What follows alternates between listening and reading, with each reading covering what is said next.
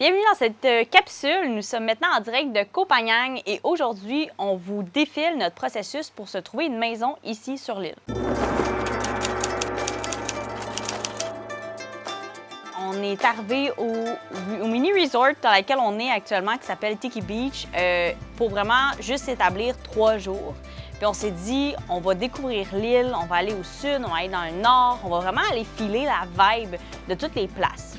Puis notre première journée, bien, on est parti en moto comme ça, puis on s'est dit, bon, on y va sans trop de plans, puis on est tombé sur quelques petites aventures. Donc, on vient de tomber en moto. C'est sûr que là, oui, on a tombé en moto, mais je vais vous expliquer qu'est-ce qui s'est passé, OK? Vous voyez où est-ce qu'on est ici? Vraiment dans des petits chemins.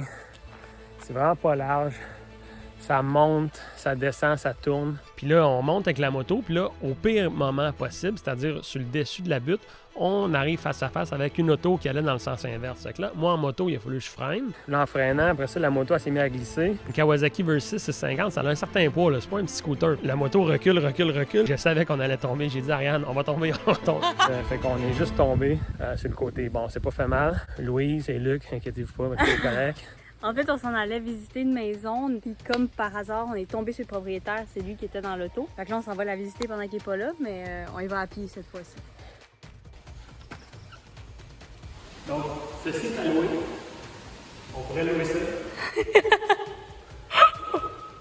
Mais ça fait partie de l'établissement, on n'a pas encore vu la maison. C'est pas une maison, c'est vraiment plus comme vous avez vu, c'est comme un octogone. Une pièce pour vivre et dormir, super minimaliste, quand même super intéressant. Je présume que là-bas c'est la toilette. C'est quand même un petit setup. Non, mais il y a une autre route en là-bas. On va aller voir.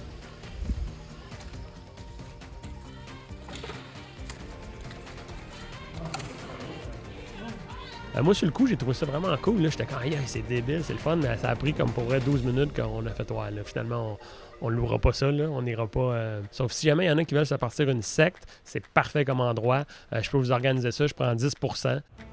Après ça, on a continué à faire des recherches. On s'est dit, on avait vraiment dans l'idée de se trouver quelque chose. C'était ça notre plan. Fait que des fois, quand tu as un plan, tu continues avec ton plan. Fait qu'on a cherché, on cherchait.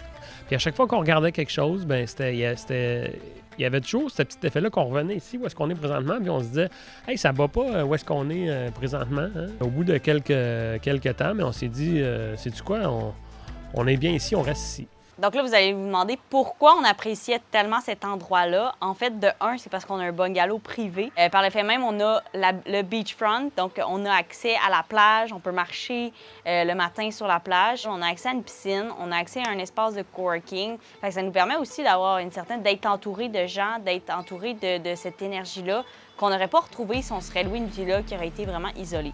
Et tout ça nous coûte littéralement, puis ça, c'est même pas des jokes, on n'essaie pas de booster les prix ou de descendre les prix, ça nous coûte 11 $ canadiens par jour.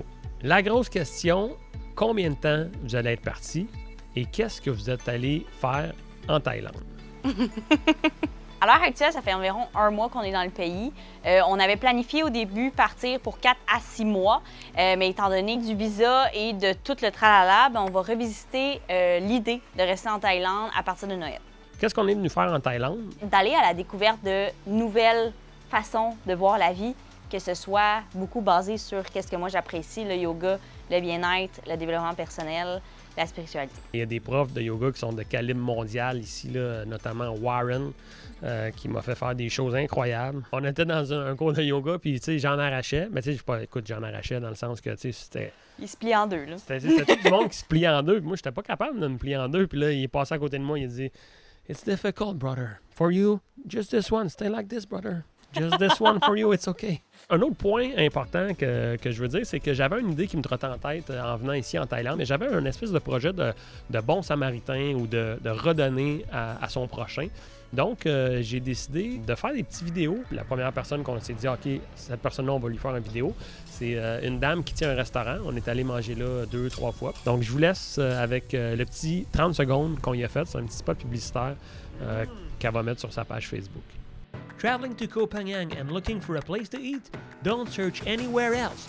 Nantisha Thai Food. Show up there and you can be sure Nantisha will cook you authentic Thai food that you will never forget. Incredible taste, fresh ingredients, and very cheap price.